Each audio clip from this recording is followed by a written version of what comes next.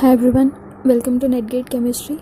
So in the previous video of coordination chemistry, we had an introduction about the coordination complexes, the classification of coordination complexes, and also the classification of ligand along with a lot of examples. Right. So today we are going to start with electroneutrality principle, which is the basis for formation of coordination complexes. If we don't know electroneutrality principle, then we cannot explain why a coordination complex is formed, and also we cannot explain why a certain coordination complex or every coordination complex actually generally is very stable. It is that much stable that if it is dissolved in a solvent, it is not going to lose its properties, that is, it is not going to dissociate into ions. Okay, it will remain as a coordination complex. Okay, so that stability is described using electroneutrality principle. Okay, so now we'll start with that. So first, what we need to understand is that whenever we talk about a coordination complex, it is of the form of this, right? A metal attached to some number of ligands having certain positive or negative charge on the coordination sphere, right? A coordination complex can be expressed in this way. Okay, here the role of ligand is to provide electrons to the metal,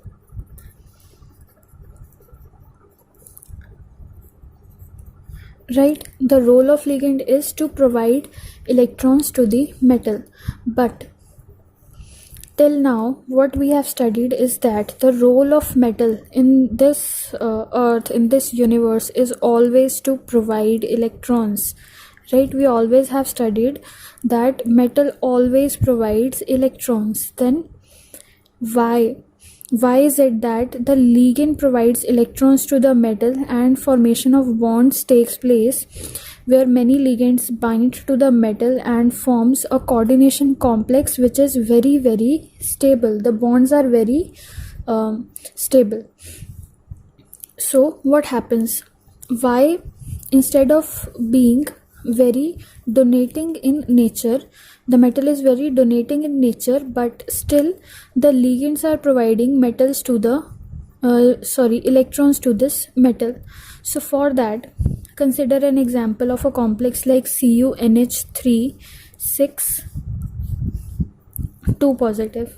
Okay, here copper is in +2 oxidation state, right? Here what happens? First, you can see that this copper is in +2 oxidation state. So first we have seen that the metal first loses its electrons and changes to 2 positive, right? According to its nature, because metal always provides electrons. So here metal has lost 2 of its electrons. So now this metal has developed positive charge. Now it wants to get some electrons because it is having positive charge, so it goes out in search of a ligand. Okay, so that ligand could provide electrons to the metal. Okay, now whenever this metal finds ligands, suppose in this case this copper 2 positive finds ammonia ligands and attaches 6 of the ammonia ligands to itself. Okay, now what happens? Now it has attached 6 ligands to itself. This copper has attached 6 ammonia ligands to itself. Now what happens? The negative charge will be developed on this copper. Why? Because all the 6 ammonia ligands are donating electrons to this metal ion. Okay, because 6 ligands are donating electrons to this central metal ion, this central metal will develop negative electron density on it. Okay, so now this central copper, this central metal will be having negative electron density due to the donation of electrons from the ligands, right? Electronic cloud has been developed around this copper ion. Okay, now what happens? now this copper, we know that copper is a metal, and negative charge on a metal is very very unstable. Now copper will want to remove this negative charge. Okay,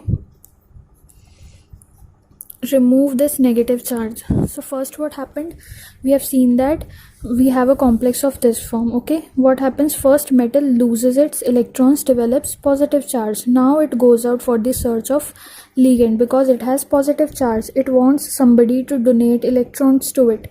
Okay, so it finds ligands, it attaches some of the ligands to it. Okay, depending upon many factors, it is attaching the ligands to it. Now what happens, it has attached, in this case, 6 ligands around it. So what happens, 6 ligands are donating electrons towards the metal ion. And then what happens, because of so much of donation, now this copper has developed negative electron density on it, and now this copper wants to remove this negative electron density on it. Now this removal of negative charge using so many ways is known as electroneutrality principle. This removal of negative charge is basically electroneutrality principle.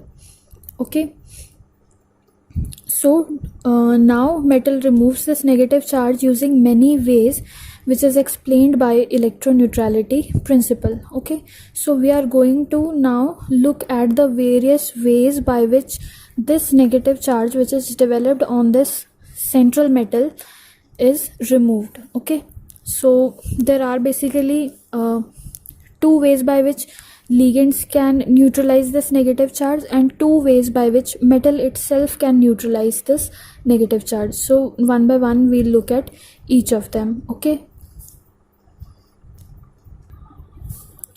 so now I have told you that removal of the negative charge that is developed on the central metal, that delta negative charge, can be done by metal also and can be done by ligands also.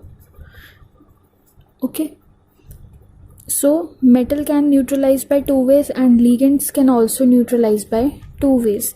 So first we look for ligands, that how these ligands are going to neutralize this negative charge which is developed on this central metal atom, which is accumulated due to the donation of electrons from the ligands. Okay, so first, in case of ligands, what happens,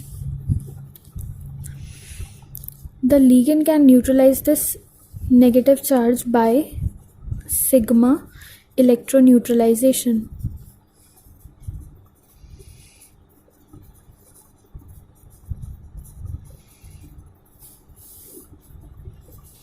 Okay, by sigma electroneutralization, what I mean by saying that, suppose this is the central metal and there are ligands attached to this central metal. Okay, now if these ligands which are present, if they are electronegative in nature, then what will happen, if these are electronegative groups, then what they will do, they will pull out the electron density from the metal towards themselves. Okay, for example, fluorine, chlorine, bromine, or any electronegative group like CF3, these groups which are electronegative in nature, if these are present around the metal ion, the central metal ion, as ligands, then they will pull out the electron density towards themselves, thereby reducing that negative charge which is developed on this central metal ion. Okay, so this way sigma electroneutralization takes place, but the condition is that the electronegative groups should act as ligands. Okay, now the second way is by pi electroneutralization.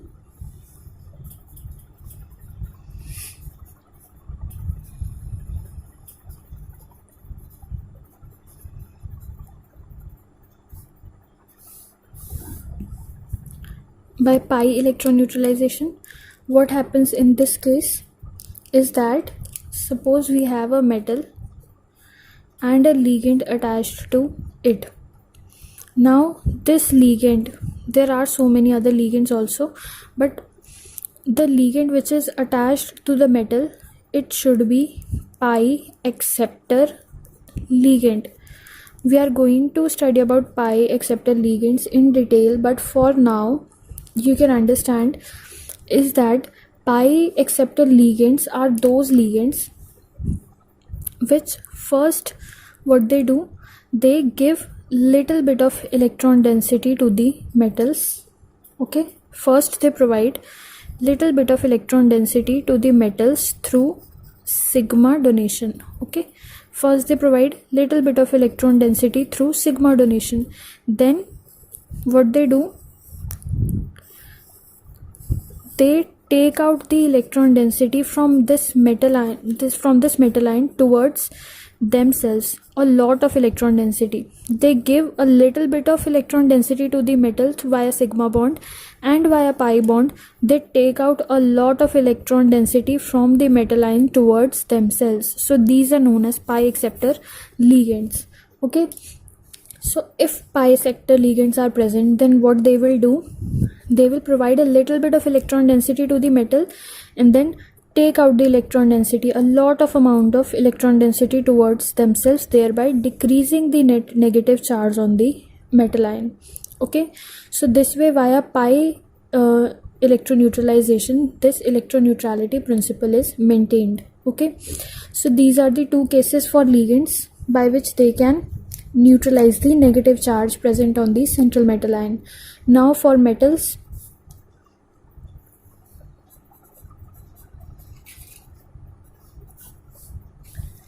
metals can neutralize the negative charge first by increasing their oxidation state, right? More is the plus charge on the metal ion, less will be the possibility of development of this electron cloud around itself, right? More is the positive charge on metal ion, more number of ligands it can hold. Okay, more is the positive charge on central metal ion, more the number of ligands it can hold, because more is the positive charge, lesser will be the accumulation of electron cloud towards itself. More of the electron cloud will be used to neutralize that positive charge. So first is this one, and second is by decreasing the coordination number. If less number of ligands are going to attach to central metal ion, for example, suppose it is attaching only 4 ligands, then naturally the donation from ligand towards the metal will be less as compared to the 6 ligands. So by decreasing coordination number also, a little bit of electroneutralization can take place. So these are the 4 ways by which electroneutrality principle is maintained. Okay, so this is all about the electroneutrality principle and its maintenance. Okay, in the next video we are going to study about the applications of electroneutrality principle. So far that's it for this video. Thank you so much for watching.